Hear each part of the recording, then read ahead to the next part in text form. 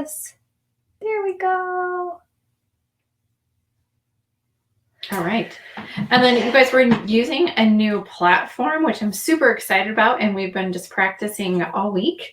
And so I think it'll allow for us to be a lot more interactive and engaged with one another. So Yay. Down in like your lower right-hand corner, there should be a little blue button that says chat. And so if you do have any questions or any comments or something that you want to share, absolutely just type in your question or your comment in the chat box. So we'll wait just a few minutes until some more people join us. I know we had a really good turnout for today, so I'm excited. I know, me too. I know that there's lots of things going on in the world today, so we'll see who can show up and be present with us. We are deep breaths. So like I said, like Sarah said, we'll just give another minute or two, and then we will go ahead and start. I'm just taking a peek here. Great. Hi, Kate. Thanks for joining us. Yay.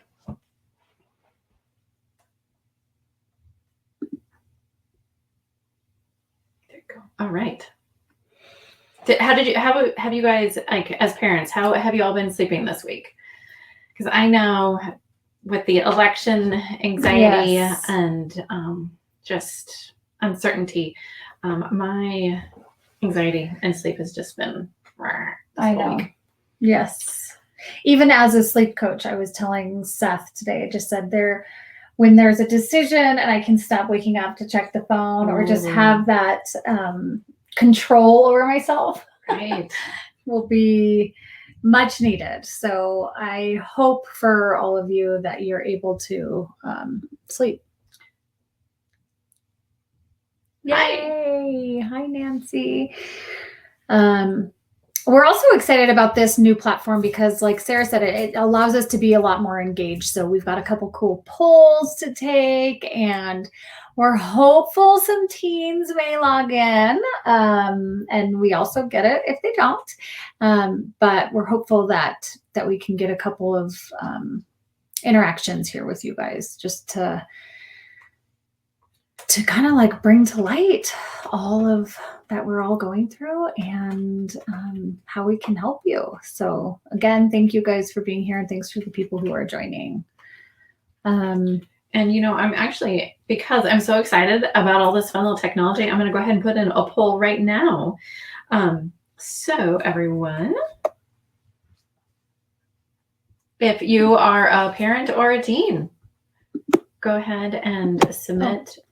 And then you just kind of mark on the little circle.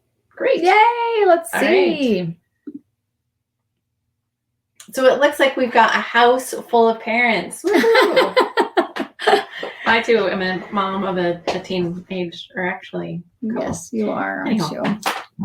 So I know that I feel your pain. And, I know I say to Rebecca a lot, and I think she's probably sick of me saying a lot, but I would rather have a colicky baby any day than like an adolescent, because they're just so stressful, and it's a lot. So, is our streaming lagging, guys? We just want to make sure you all still here. Let me just double check our. Okay, we're still good. Will you guys mind just giving us a little thumbs up if you guys can hear us and everything's okay? And then you can do that by going into the little chat box. There we go. Oh, yay, Kate. That's awesome. I love it. That's so great. Good for her. All right. How are we doing, friends? Should we go ahead and get it rolling? Yeah. Well, you guys, thank you. I am Sarah Nudd, and this is my partner, Rebecca Schlegel. Yay! And we are two pediatric sleep consultants with Sleepably, and we welcome you so much for joining us. So we love when we get to collaborate with partners in pediatrics, because they are amazing and such a great practice. Yes. And so thank you, Dr. Nancy, for having us. Thank you. It's so good to be here. And again, we are so, so grateful to you. So thank you, Nancy, and to all of your team for allowing us to be here. And we're just going to quick kind of just let you know who we are. Again, this is obviously Sarah. I'm Rebecca. My husband is Seth Davis. He created Sleepably a couple of years ago. Sarah and I are the pediatric, so to speak, side. We are actually doing our adult certifications right now, and I'm super excited about it because we feel like this group and this age group is sort of like bridging the gap. And I will tell you, it's been interesting. I feel like since the pandemic, we've been moving a lot into older kids. Absolutely. And it's awesome. I will say I'm loving working with the older kids, loving. And we'll tell you a little bit more about the program that we launched in the last couple of weeks called Sleep School, and that we're doing. And it's super fun and empowering. And it's a great way to kind of educate our own selves about this group of kids who suffer a lot from they're feeling a lot of what's going on right now. And it's been a privilege as nurses and as sleep coaches to tap into this group. So anyway, this is our team. Seth is doing a lot of our adult stuff. He's the founder. Sarah and I are just cruising along and making things happen for the pediatric side. So that is the dream team here at Sleepably. Living the dream, and no pun intended. So true. All right. So I think you just kind of covered. Our background is in nursing, and we are also parents, or moms. Yep. And parents. Parents. I clicked on the parent button. So I have a 22 and an 18 and an 11 and a 6-year-old. So we're super in the thick of it between school age, tween, and teen, and now young adult years. And then I am super envious of my friend Rebecca because she's living life with these little kids. I know. I've got a 2-year-old and a 5-year-old, and it's so funny because sometimes when I think that I'm in the thick of it, and then I talk to Sarah, I realize that maybe some of the things that we deal with as young or not young parents, but parents of young children, the things that we're going through are quite different than the teenage years. And so I can see all that you guys are dealing with, Mm-hmm. and there's a lot. And I think especially where we are today can affect you guys, especially with the social distancing and the whole pandemic in and of itself for teenagers is very, very, very hard. So let's keep moving on. And you guys kind of know who we are, thankfully, because we've been around partners. And again, we're grateful for that. So over the next hour, we plan to talk about a couple of things, but the main objectives are what are common sleep issues that teenagers are dealing with, and as well as teenagers, parents of teenagers. What are you dealing with? How does this affect this population? So what is being affected in their personal lives because of their lack of sleep? Techniques to support them. How can we help them as parents, as coaches, for themselves? What can they do to help themselves bridge this gap of sleeplessness? Mm-hmm. And then we're going to talk to you a little bit about why you would choose a sleep coach. And then at the end, we're going to talk about a couple of sleep hacks for parents yourself to better your sleep, because we see you and we know that the world and all that is happening is affecting you guys as well. So that's our objective over the next hour. We do hope to have some time at the end for a little Q&A, but let's go ahead and jump in. All right. So we'll go right to our next uber exciting poll. So, as a mom of a teenager, or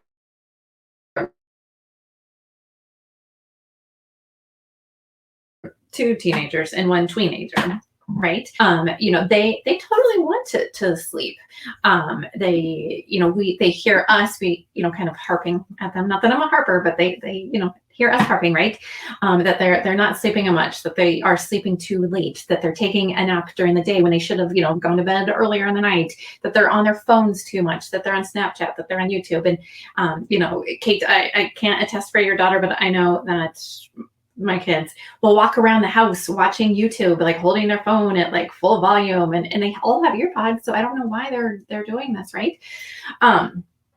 So anyway, does this sound familiar to you guys? And then I'm going to get our poll going here. We've got another poll coming. And did it pop up? And let me see. There we go. Let's see. Polls. Oh, did you guys get that or not yet? It says saving on my end. Will you hit start polling? Of course. Here? Up top. On the blue little thing. Oh, yeah. Start polling. All right, guys. Let's see. There we go. Give us a few minutes to kind of work out all these little kinks. But so, guys, which of these sound familiar for your kiddo? For your teenager, what would they be identifying with?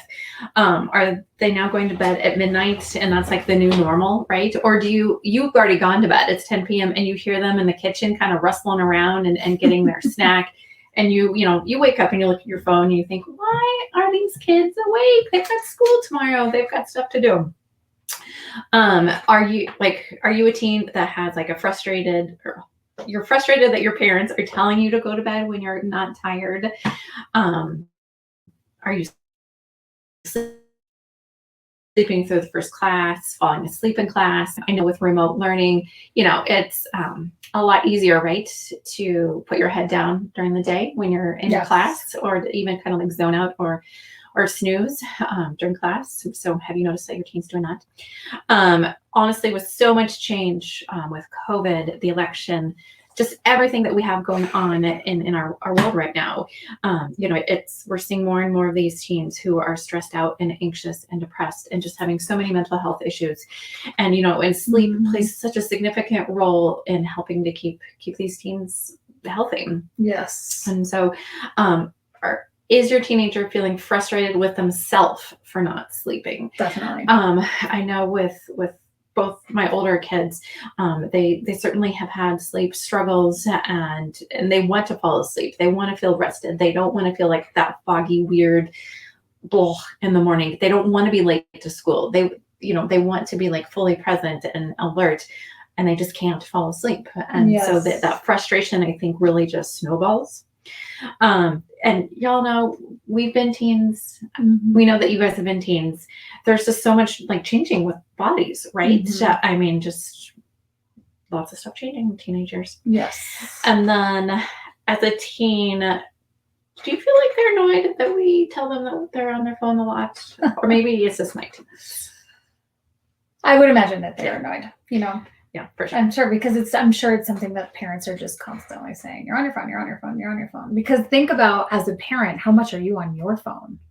I find myself getting annoyed at myself for being on my phone too much. So I'm sure that is very frustrating for them to hear that. So let's talk about a couple more things. So I thought it was interesting that Sarah had mentioned that they are feeling frustrated that they can't fall asleep. So we did a couple of we pulled some studies, and we found that 23.8 of adolescents suffer from insomnia. And what they say insomnia really is the inability to fall asleep or stay asleep. And it kind of reminded me of like colic, but it was for more than 3 days a week for more than 3 months. Yes. And so if your child's been struggling with this for this long, then they may suffer from insomnia. And this was a research article that came out of Yale's sleep study. So, I don't know. I don't know how people look at it. I don't know if you look at 23.8 of teenagers and think that's a lot, or that's okay, or what. But I think 1 out of every 4 teenagers suffering from an inability to sleep multiple times a week for multiple weeks on end is a lot. And I say that more in concern as well as the increase, I think, that we've seen in mental health phone calls coming in. Just there's a lot of struggle. And so I think this number is scary, to be quite honest with you. I think that 1 out of 4 teenagers not being able to sleep or suffering from insomnia is something that needs to be addressed right away. And so we're excited to be able to shine some light on there. But yes, I definitely think that this is a serious matter, certainly. So we talked about always being on your phone. Everyone is familiar with the blue light phenomena of everyone, always kind of talking about the blue light. What I find interesting is I don't really know that many people know what is blue light. So blue light, we tell parents and teenagers and parents of small children, go outside. Like as soon as you wake up in the day, within the first hour, go outside, get light. That sort of like triggers your body into realizing that it is daylight, it is time to be awake. So we get natural blue light from the environment, from the sun. The sun gives us blue light. It affects our pupils. It opens up our brain and says, stop making melatonin, start making cortisol. It's time to be awake. And that I find is so fascinating because what we're getting from our devices is a form of blue light, not the same blue light that we're getting from the sun, but it's a form of blue light.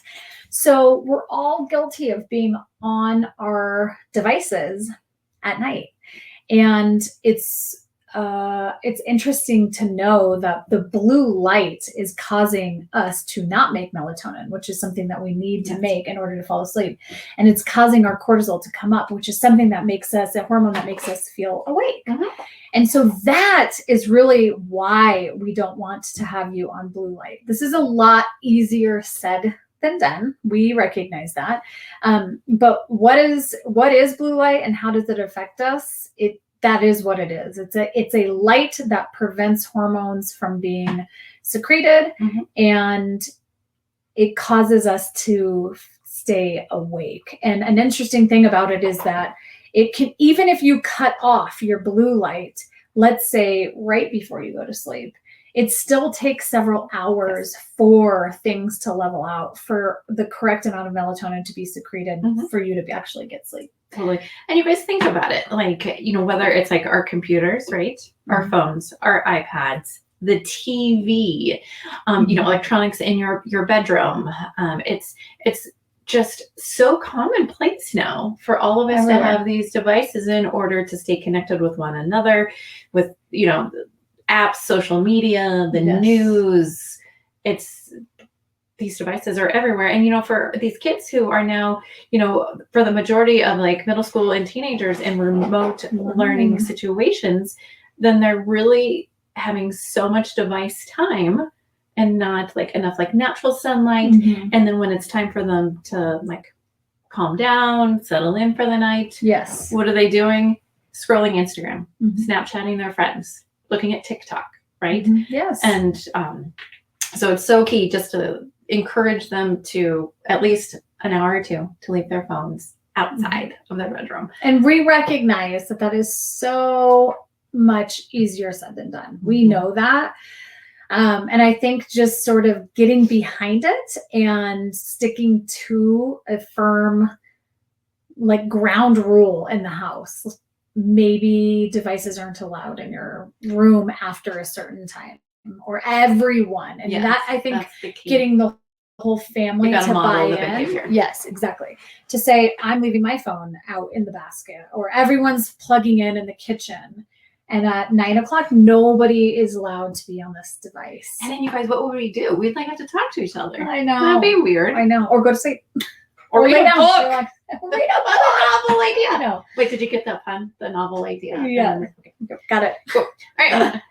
All right, let's keep going. So here we are again, devices and social media. And we get it. Also, it's my heart goes out to this group of this age group, because so much pressure. It should be about your friends. That's what it should be about right now.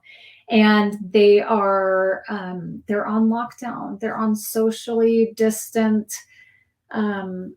like sports. Yes, like they don't even have their activities, sports, or athletics. they're not in school, and this is a big deal for them. So I cannot say that they should not be allowed on devices. I mean, this is their way of connecting. So, and I'm sure as parents who are listening to this, you get that, you know that, you're living that.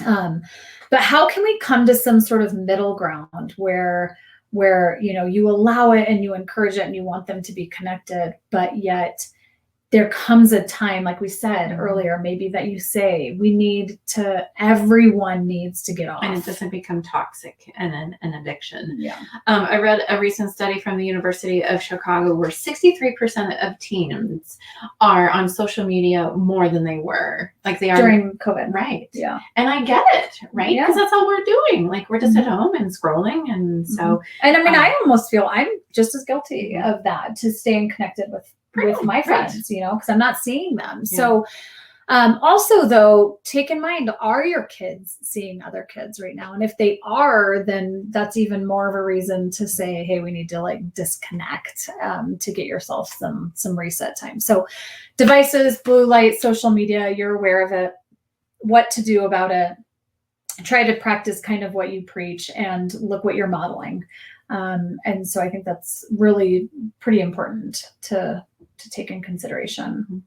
The other big thing that Sarah talked about too was like their bodies are changing, and we've all been there. We've all gone through it. And we all know that children are going through these hormonal changes with their bodies at very different stages. Sometimes as early as like 8 and 9 we see, and sometimes as late as 14, 15, 16. But the I think as a sleep teacher, a sleep coach, I think the important thing for parents of teenagers to know about sleep regarding hormones is that as their body is changing and adapting and creating these new hormones, a big shift in their circadian rhythm naturally happens. So from a child to go from a normal bedtime or sleep time of 8:39 to shift to 10, and their bodies naturally do this. Yes, 10 to 10:30. That's natural. And it's natural for them to want to like retreat up to their own space and be awake, and that's sort of as the parent, when you kind of peek in at 10:30 and say like, lights out, it's time to go to bed, but not necessarily, strict bedtime at this time, because you just need to be aware that this is an actual physiological change that goes through. Their circadian rhythm changes almost a whole 90 minutes while they're going through puberty. So it's a natural shift to a later bedtime, and it is a natural shift to they should be able to sleep in 90 minutes. That's a whole nother thing that Sarah and I can talk to you about school times, start times, and there's been petitions and all of that for teenagers, especially high schoolers, to start school later, which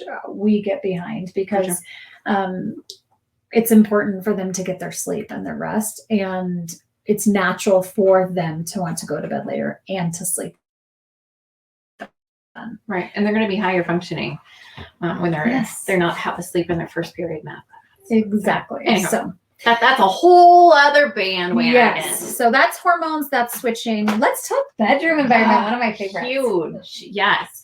So I mean, we all know, like, if you are in just like a messy environment, I mean, how much like does your anxiety escalate, right? But then if you are in like a calm, organized, minimalistic environment, everything just kind of settles down. So same thing goes for teenagers, right?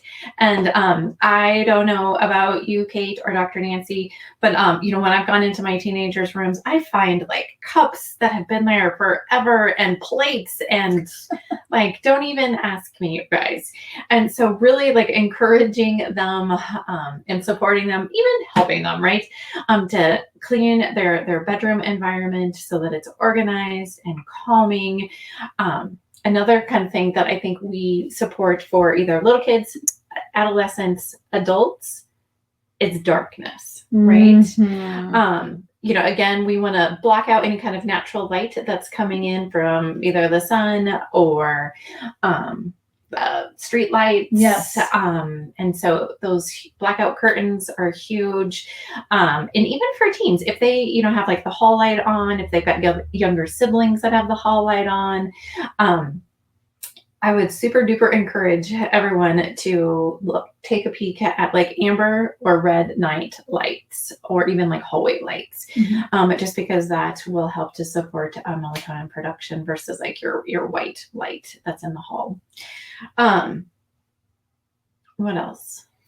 I just kind of piggybacking on what you are saying and just looking at this picture. I mean, their room is their oasis, and they have, it's almost like their rite of passage in a way, that this is their room, their space, this is what they get to do. But take a look. If your kid is struggling to sleep, just as the parent, take a look at their room and see what's going on in there. Is it chaotic and messy and confusing?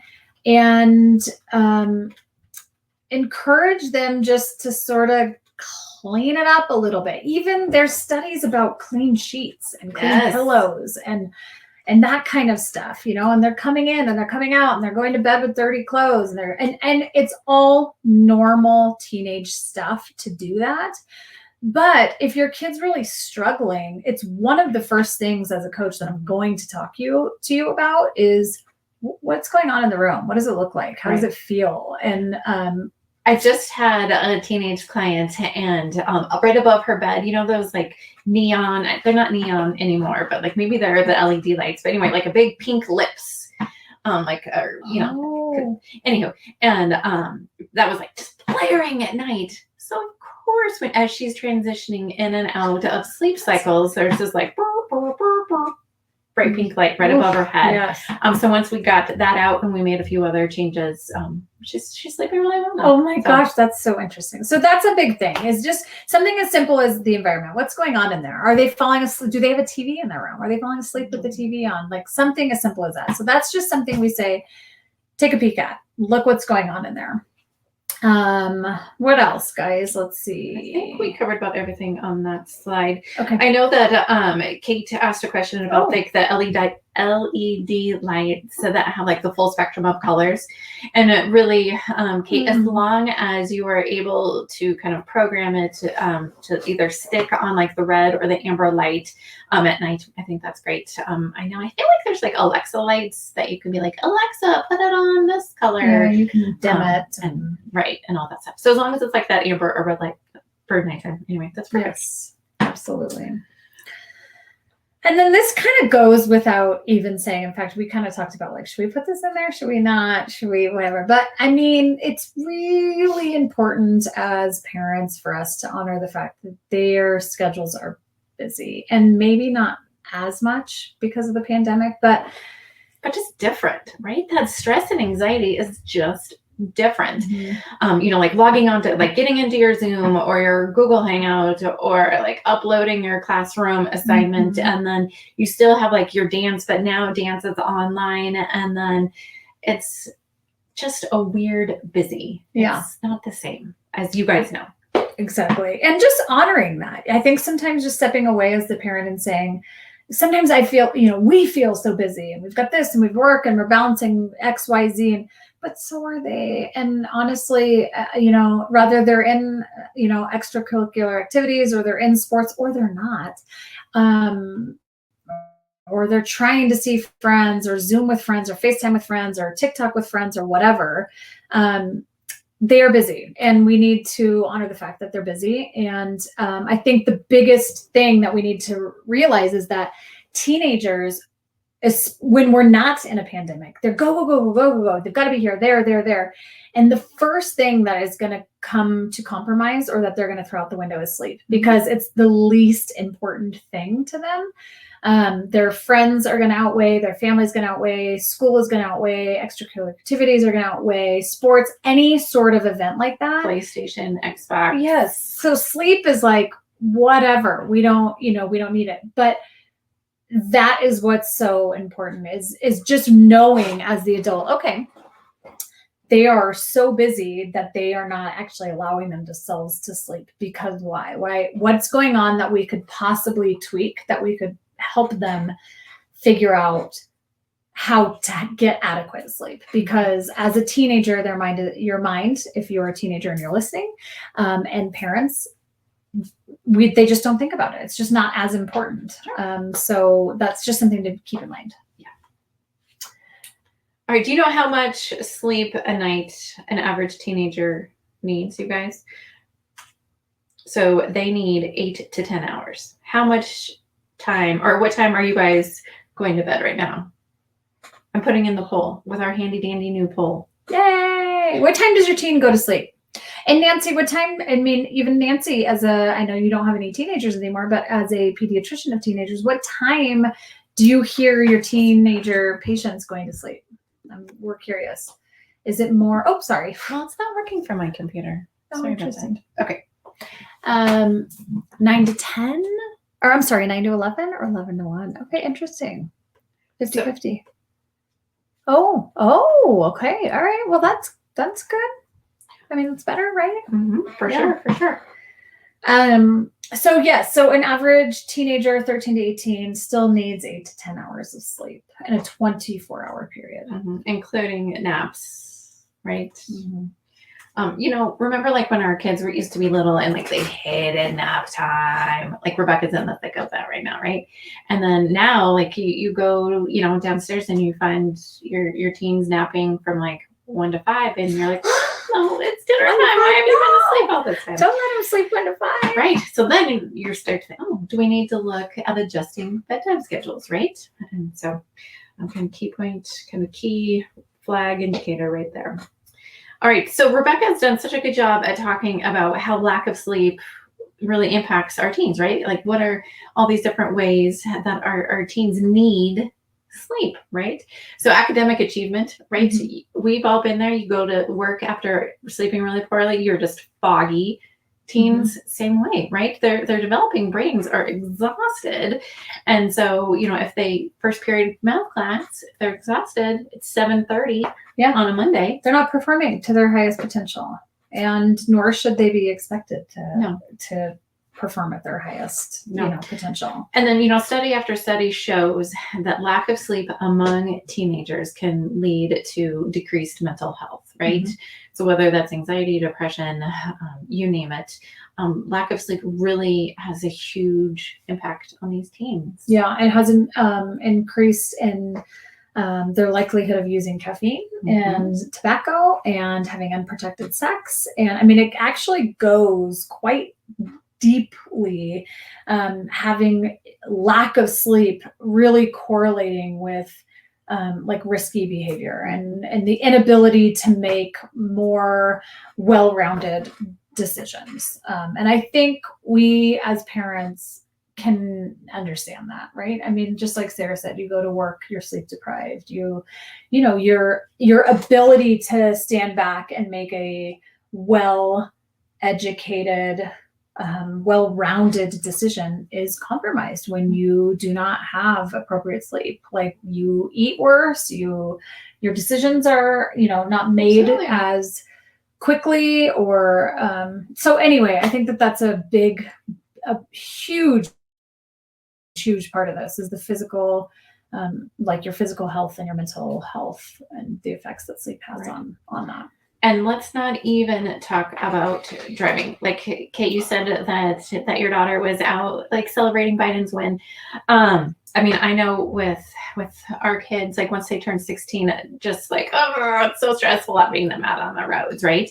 And then you add lack of sleep on top of that, which, can impair decisions and huge. Yeah, huge. In fact, a lot of the things that I've read too were talking about, honestly, the privilege of driving should be linked to your child's amount of sleep. In other words, if you know that your child was up until 2 a.m. and they're up at 7, possibly their privilege to drive should be taken from them. You should look at it as the same as driving intoxicated, because 5 hours of sleep is just not enough sleep for a child of that age or teenager of that age to make quick decisions about driving. So a lot of just things starting to drive. Exactly. Yes. And so that's what I'm saying, like making those quick, decisions that maybe 10 years later, about driving. These kids who are just starting should be, their sleep and their driving ability should be linked together. So you shouldn't just say, oh, my kid's 16 and they're driving and, however they sleep. It should be correlated. It should be an honor system, and so I think that that's something that parents can consider, because that's driving is a rite of passage, and it's, don't you think it's like this huge freedom, yet they still need our guidance, and they still need to say, no, this is a boundary. You don't just get into a car and drive a car if you haven't slept. You just don't do that. Same as drinking alcohol and getting a car. You just don't do that. So I think that that's is a huge thing to think about. And I don't know, I think it's a good conversation to have, right? And, a lot of parenting is just about conversations, right? You guys, about like this is, kind of healthy, like we can encourage you and we can teach you and we can model for you, these different behaviors, but ultimately it's up to your teen whether or not they're going to follow along with that guidance. And then if they choose not to, then just being upfront about the implications of that choice, right? Yes. And so I love that we are really honing in on like the safety piece, right? Because I think as nurses, like I think we're both like, oh, it's safety first, but like legit, you guys. I mean, it's not only like their lives, but it's other people's lives that can be impacted once they get behind the wheel and they have lack of sleep. So. Yeah, 100%. I've read something too. I just want to say, I thought it was a good analogy. It was thinking of like having a astigmatism, and then putting glasses on and realizing, oh, I didn't even realize I was looking that poorly. Is this similar to a child not getting sleep versus getting sleep? You don't even realize how affected your judgment and your mood and your ability to make decisions are when you have lack of sleep until you get sleep and you realize how clear and invigorated and bright and like you feel. Things just work and so much easier, right? Yes, absolutely. Anyway, all right. So what to do? Where do you guys step in? How can we fix this? All right. So we've talked a lot about like COVID, right? Remote learning. I think the biggest positive with remote learning, right, is that it does offer some flexibility sometimes, right? Kind of just depending on the student and the class and the school, but remote learning does offer them the opportunity to perhaps sleep later, right? Or to, complete their schoolwork during like their kind of peak performance times, versus just the traditional, you're at school by 7:15, 7:30, and then you're out by 2:30. And so I think that's definitely one benefit of remote learning right now. And Rebecca, mentioned it earlier, but like one of the key things is I'm going to need different sleep than Rebecca. So if you have, more than one kiddo at home, just recognize that their sleep needs are going to be different from one another, even if like they're in the similar kind of age groups, right? So you may have like a 16-year-old and an 18-year-old, and their sleep needs could be totally different. Their sleep cycles, they could be a night owl or an early bird. So absolutely. And then, oh my gosh, I think this is a huge takeaway, you guys. Make sure that even on the weekends, yes, this is a big one, to keep your sleep schedules the same. As tempted as you may be to want to like catch up on your sleep, there's really no such thing as catching up on your sleep. And so even if it's the weekend, I super, super encourage both parents and kiddos to wake up at the same time that they would Monday through Friday. So 7:30. And that's such a disappointing thing to tell people as a sleep coach, I will tell you. Yes. Because you want to sleep until 10 or 11 to catch up. It feels good. Really wreaks havoc though on the circadian rhythm. It really does. So I think if anything, and your kiddo wants to do it, like an hour later than normal won't mess things up too much, but and then just really encourage that that like sleep hygiene, right? At that night, right? Like saying goodbye to the phone, leaving the phone outside the room, having that hour to 2 hours of like device free, quiet, either meditation, reading books, and we'll kind of go into that here in just a second. So once I can click on the little clicky, there we go. There we go. Well, what a great segue! Yay! I think I'd like to think at least that schools are teaching and talking more about meditation, mindfulness, breathing techniques, how to, our kids are dealing with so much stuff right now. And I know they would probably look at this slide and say, oh God, like, we know, but just unplugging and taking those deep breaths and knowing that you have that in your toolbox is so, so important. And as parents, if we can model this, I think that this is a really important thing to show our kiddos.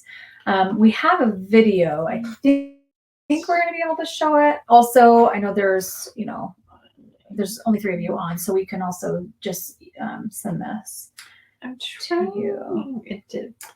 Oh, did it? Well, it's there, but then it's not playing. Oh, I see. So, well, there's a technique called 4-7-8, something that Sarah and I like to teach to our kiddos. And what you do is you inhale for 4, hold your breath for 7, and exhale with pursed lips like for 8. Right, you're going to completely empty your lungs. And I think the cool thing about this is that you actually are only supposed to do it 4 times.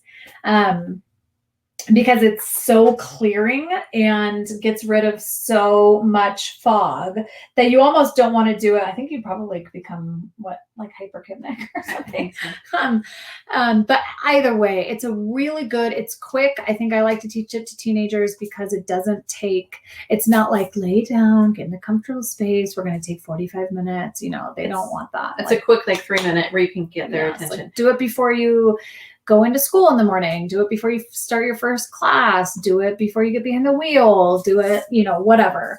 If you have some sort of like big meet or nerve-wracking, I don't know, social situation, this is something that's quick and easy. And I like this. I think it's super effective. And so again, this is a great thing to do just after you put your phone down while you're unplugging and just kind of like right before you transition into bed. Do the 4-7-8. There's lots of different things that you can do, different mindfulness techniques, such as like the tense and relax. That's like with different muscles in your body or from the head to the toe relaxation. But we like this one because it's quick and simple, 4-7-8. And so, all right, you guys, because I'm becoming an IT genius nowadays, I got it. And so I'm so excited just to be able to share it with you. Yay, let's try it. Can you guys hear it?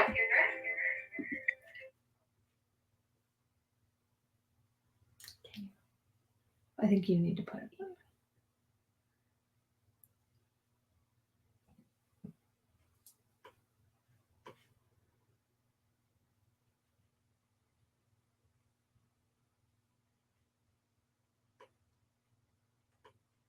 Brushing the tip of the tongue to the tissue just on your upper front teeth. Like that, try to do it the whole time. You breathe in quietly through your nose to count of 4, and you hold breath. I don't know if you guys can hear it.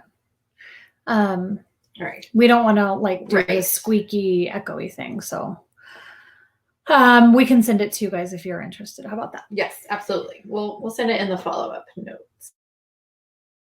Here. Okay. So along with the meditation, hold on, I'm going to resolve this.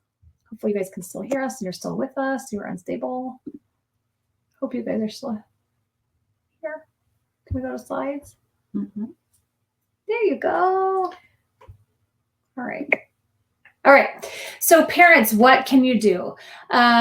One of the biggest biggest things is to encourage your kiddo to start the day with a little bit of natural sunlight. So if they get outside, have them drink their cup of coffee outside or water, or go for a walk around the block, or eat their breakfast. Walk the dog. Anything that they can do to get natural sunlight to tell the melatonin stop and the cortisol wake up is massive. And it's such an easy thing to do, yet some reason it is so hard, because it's so easy for us to come downstairs and pour our coffee, and before we even drink a glass of water, and just like sit in front of the TV and whatever it is. So encourage that.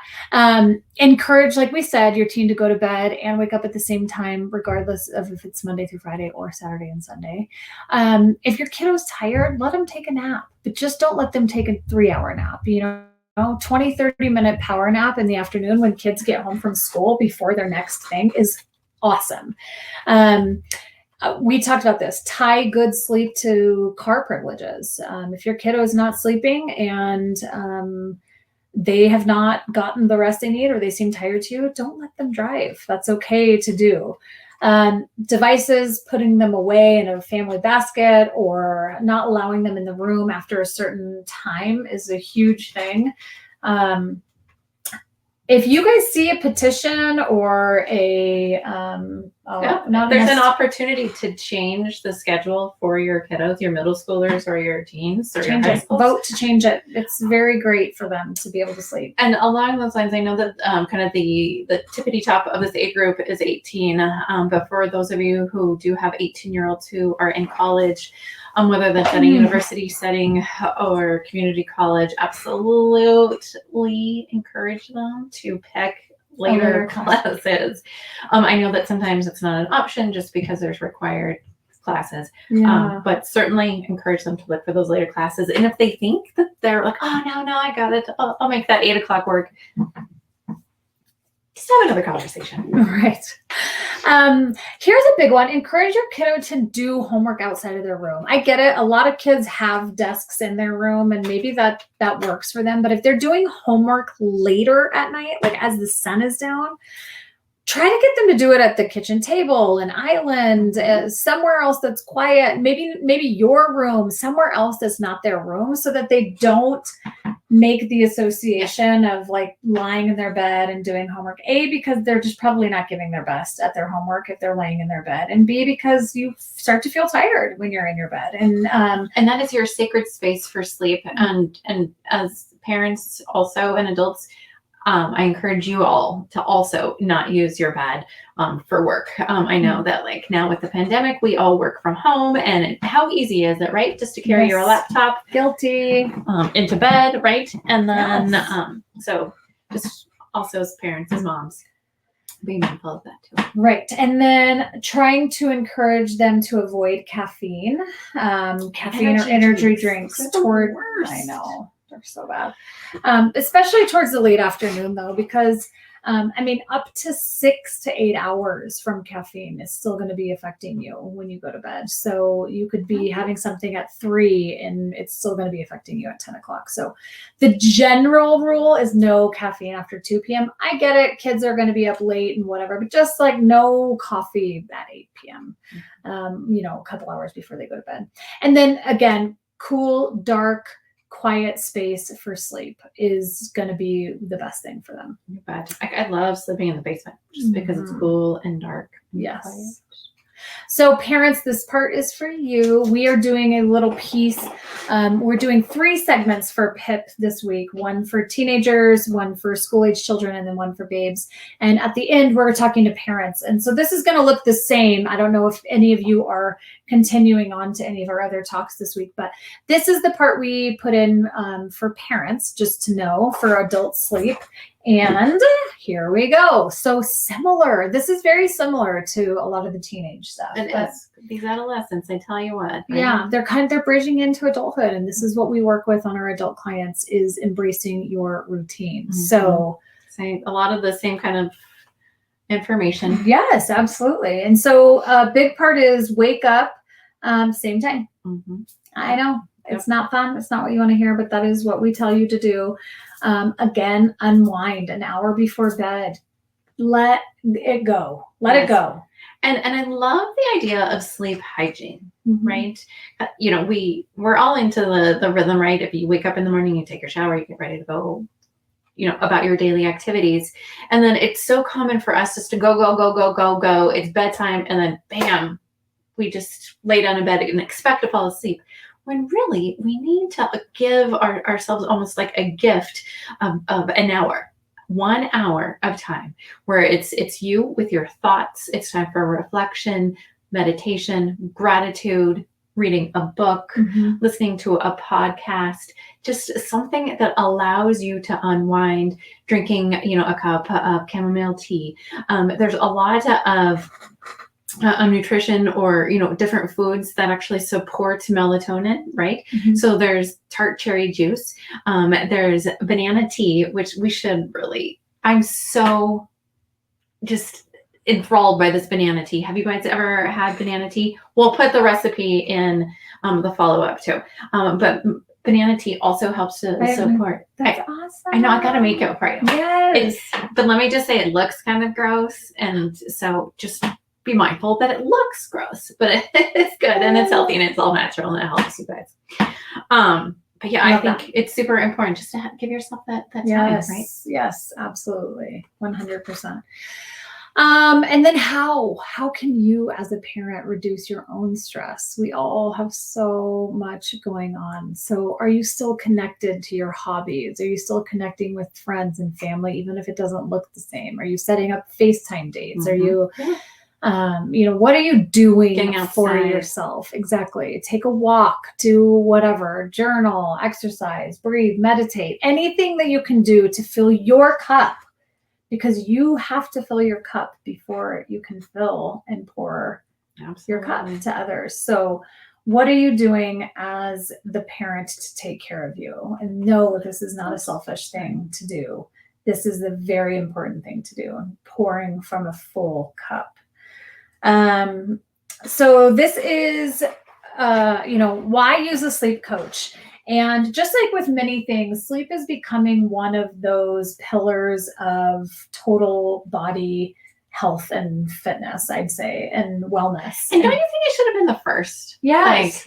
It was nutrition, and then it's working out, and then people are now starting to realize sleep. It's so important. This is something that everyone does. Not everyone eats healthy.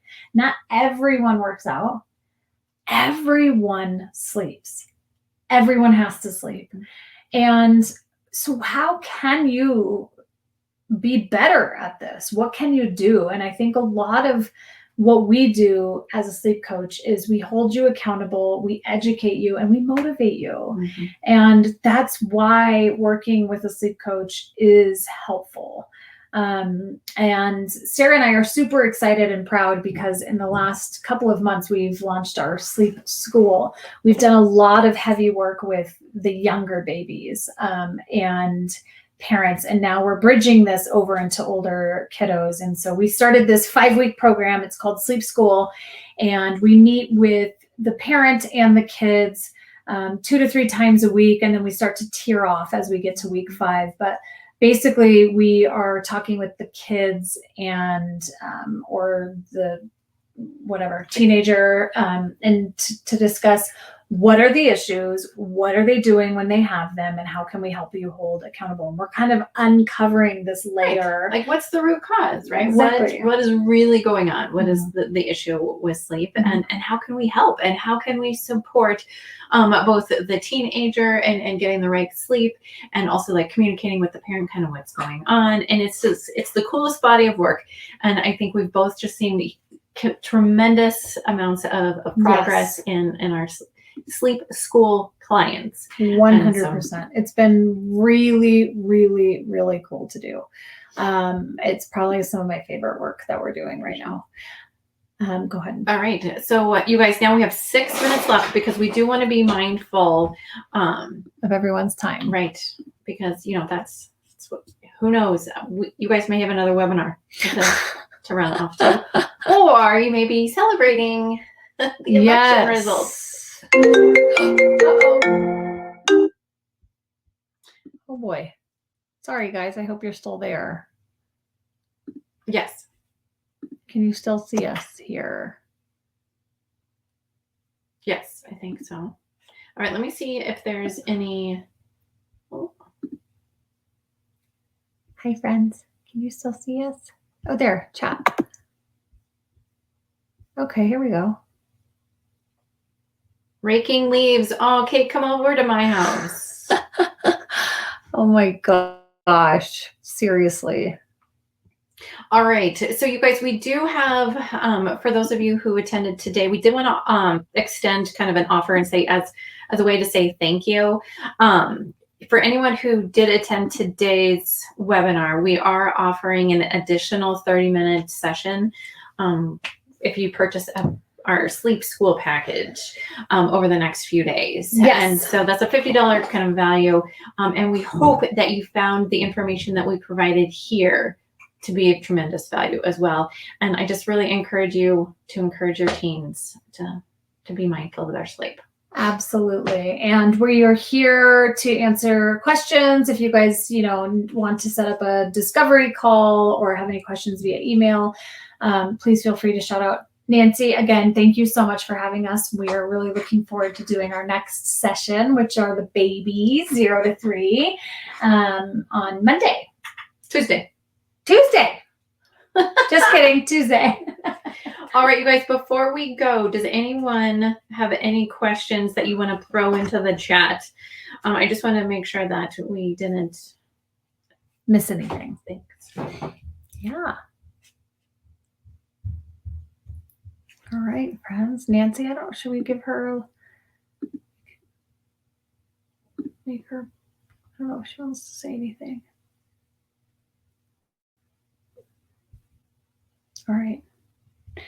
All right, you guys. Well, thank you so. Oh, what do you make of AirPods at bedtime? I think if it's just the air, so if Just it's just the AirPod, right? It kind of depends on what are they listening to on the AirPod. Is it, kind of more like relaxing music? Is it like relaxing podcasts? Or, I think it just depends on what they're listening to. I know that there has been a lot of kind of like research around EMF as far as like any kind of electronic device will submit or elicit, right, a frequency.